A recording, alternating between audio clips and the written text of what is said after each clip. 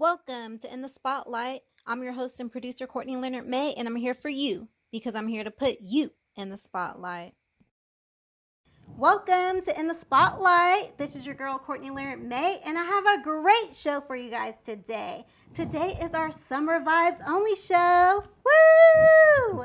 Welcome back. You know, the summer, it's heating up. But the fun has just begun because we have a wonderful show for you guys today. We have two great guests here today. We have a wonderful, awesome writer, published writer, playwright, author, actor, director, Wren Valentino. We have a wonderful show for you guys today. And like we did last time, we're going to start this show off with Court's Chit Chat.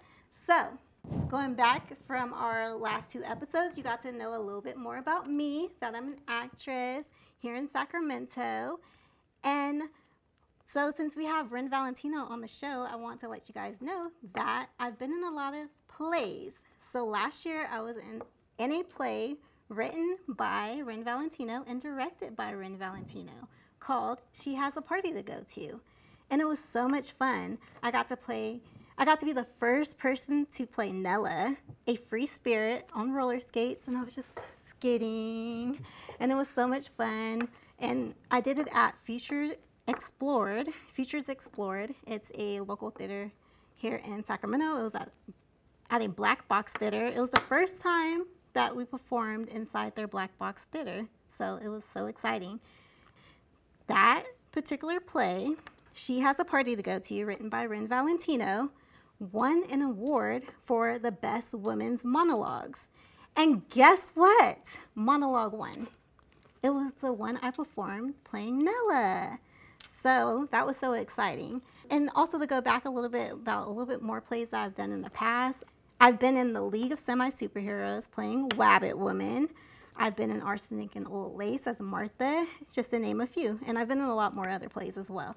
So anyway, that is Court's Chit Chat. Now we're going to go ahead and take a quick break. And when we come back, we will be talking to award-winning author, playwright, director, writer, producer, Wren Valentino. All right, I'll see you in a second. You're watching Access Sacramento, home of Game of the Week, your local high school football and basketball coverage. Game of the Week airs Fridays on Channel 17.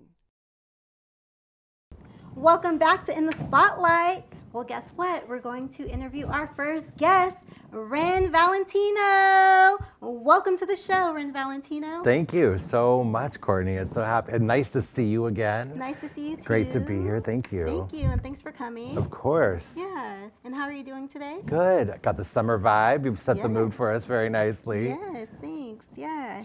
And so did you start your career off, writing, acting, or directing, or did you do it all at the same time? Kind of like you. We were talking earlier about how we felt it when we were little, like this was our thing, this was our calling. And so very early on, I was very imaginative, had a lot of creativity. When I was about 7, I wrote my first short story. My second grade teacher had us write a Halloween story, and I wrote this 5-page story, which my teacher kept me after class. I thought, oh my gosh, I'm in trouble.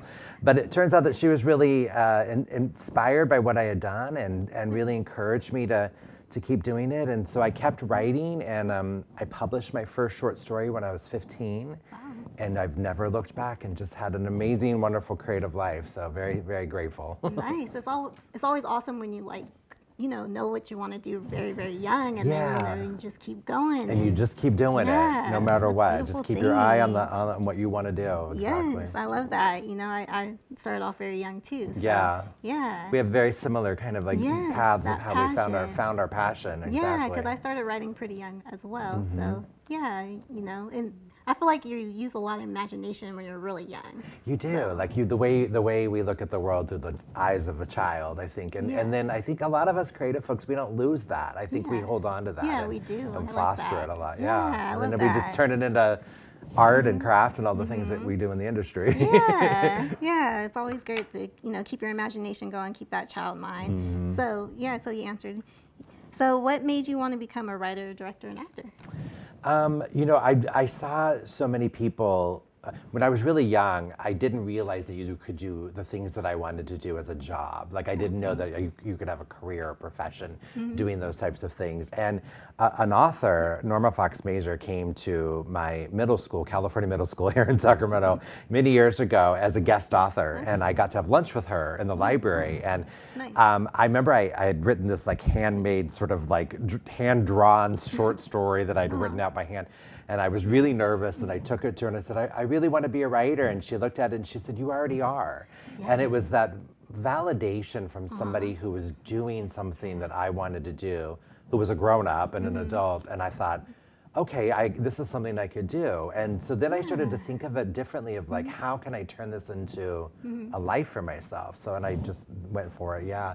So I have teachers and librarians to really thank too, that really sort of like saw that spark of creativity and really kind of like encouraged it and fostered it a lot. Yeah, teachers are awesome. They're amazing. Yeah. And librarians too. I grew Yes, up in librarians like too, public yeah. libraries, like reading everything I could get my hands on. Yeah, they're wonderful because like, you know, they inspire us and, you know, uplift us to tell us to keep going. Like keep going. Yeah. Like I really liked your piece of work. That was awesome. Like Yeah. go ahead and write another one. I'm And sure then- you had amazing teachers Yes, too. I have. I had Mr. Belechi in high school, and he used to always say my whole name. He would never just say Courtney. He'll be like, Courtney Leonard May. Makes you feel You're go- important. Yeah, he's Yeah. like, you're going to be an author one day, and you're going to be sitting on Oprah's couch talking about your book. Yeah. And I was like, oh, okay. You, Yes. and we need that when we're kids, especially, you know, the world, I think sometimes it's hard to be creative in the world we're in. And when you have that older person or that mentor, somebody who's saying, this is something you really could do. I think it's just, it means so much. And we're still remembering it to this day, it right? does. Yeah. And I think also because, like, I think, you know, they know when you're a writer when you write a lot. Because, like, I write super long essays in every class. So, like, you know how we give Because you love to do it. Yeah. So, you know, they'll give, like, a short page limit, but then I'll write a Right beyond it? Yeah, I'm the every same way. time. Yeah. Yeah. I can't tell a short story to save my life. It's true. Yeah, I could tell that when you said you wrote your 5-page story when you were Yeah, a kid. whatever, yeah, I was Yeah, little, like, yeah. yeah, that was awesome. Yeah, and then are there any writers, playwrights, or directors, actors that inspire you that you look up to? Oh yeah, when I was growing up, I read Judy Blume, who wrote many young adult books. Her new they Forever on Netflix was adapted from one of her books, which I read as a child. I read everything she wrote. Norma Fox Mazer, Lois Duncan, all three of my favorite authors growing up. I write myself about sort of ordinary people experiencing extraordinary circumstances and how it changes them.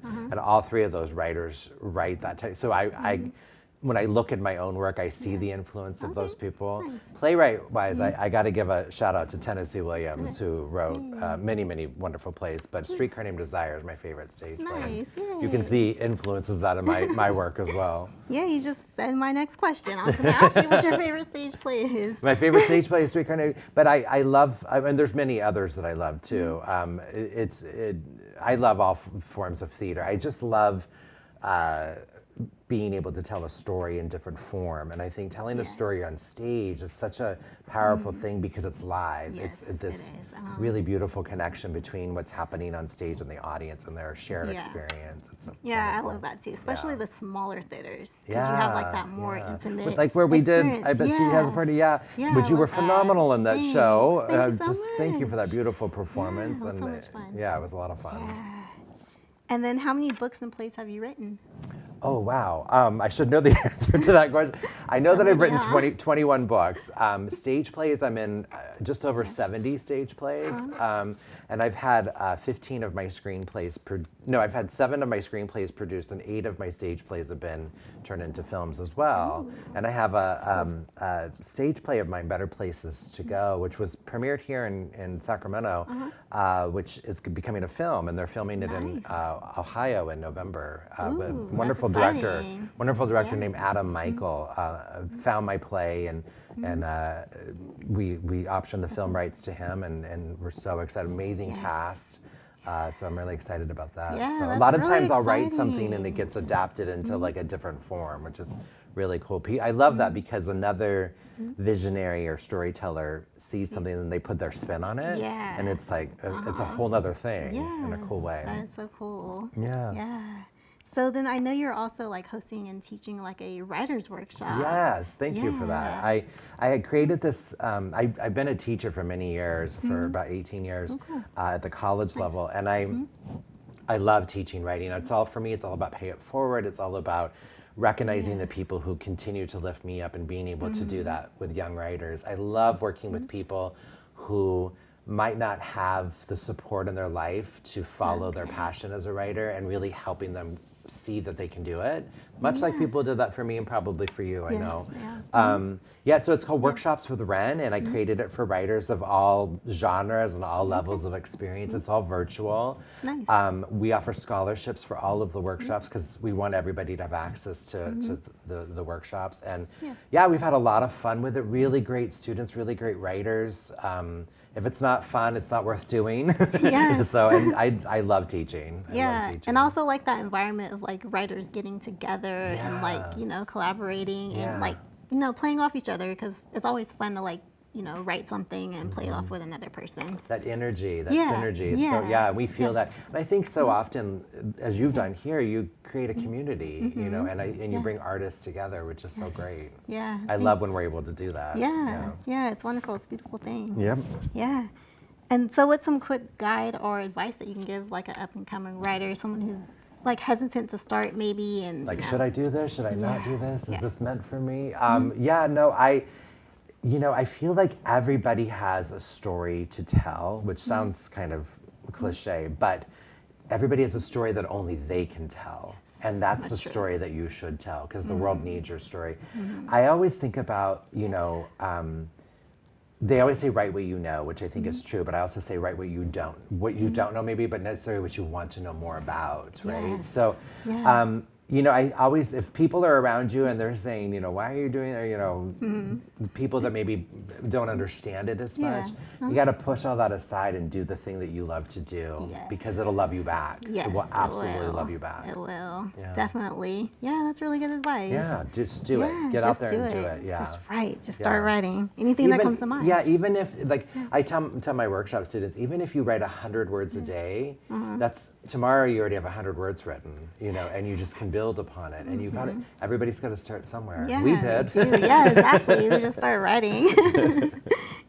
So are you currently working on any plays or films right now? I know I've seen you are getting cast in some stuff. Yeah, I've been doing, I started out doing, during the pandemic, we all had a lot of time on our hands, so I took an online voiceover class, like voice acting class. And something I was always interested in, because I did some acting before growing up and as a student, college student, but hadn't done it in a while. I kind of gone behind the scenes a little bit. And so I started doing that, and a great casting director friend of mine, she was like, send me, you know, here, read this and record it and send it to me. And then she called me a couple weeks later. She's like, I got you 3 different parts and things. And so it kind of just went from there. That's so nice. I've now worked on 30 films as a... Ooh, congratulations. Thank you. Voice actor and a little bit of on-screen too. I play like a news reporter a lot, or the radio host, or you know, something like that. So it's so much fun, because it's a whole different creative outlet. So I enjoy it. Have you like practiced like character voices, like cartoon kind of stuff? I'm a little bit, but they tend to put me more of like the to the weather today. Is that, you know, like those kind of things, like a little bit more like a TV person. Yeah, exactly. That's which so I fun, love. though. I do fun. whatever they tell me to do. Yeah. It's a lot of fun. So I'm doing that. I'm recording a voiceover later today for a horror film, spooky movie. So, and I'm playing a DJ in that one. So we'll see how that goes. I got to bring my DJ vibe to that. But it should be a lot of fun. Yeah, you could do that. You got the voice. I'm gonna try. Is that like a smooth DJ? Smooth, yeah. Okay, So it should be fun. I think I might be in the beginning before things get too scary. So then it'll be good for sure. And then it would be cool if you did the smooth DJ at the beginning, and then toward the end you did like the creepy. I did one. It was really fun. I had to do where the direction was make ghost noises, and I was like, what noises does a ghost make? And so I just turned, I did as creative as I went, but they liked it. But sometimes you gotta, they give you those directions, and you gotta just use your imagination. Yep, exactly. Okay, and then would you like to shout out to any of your websites, your plays, your books? Yeah, thank you for that. I would say, all my information's at wrenvalentino.com. Nice. My workshops are at workshopswithwren.com, so 2 different websites. But Yeah, and I just thank you so much for having me. You're And welcome. you helped tell such a beautiful story about all-female play, Uh-huh. and because of your work in that play and the great collaboration with Futures Explorer, who we just love for many reasons, the play went on to do great things. So thank you for being part of that. You're welcome. Yeah. Yeah, and thank you so much for being in the spotlight. Thank you for having me. I appreciate it so much. Yes, thank you. So you guys, this is an awesome writer, director, Thank you. author. He wears so many hats, you guys. Multi-hyphenate. Multi-hats, you guys. Wren Valentino. Make sure you check out Wren Valentino. All right. Thank you you. so much. Thank you, Courtney. This is Courtney Leonard May with In the Spotlight. And remember to always be uniquely, beautifully you. See you later.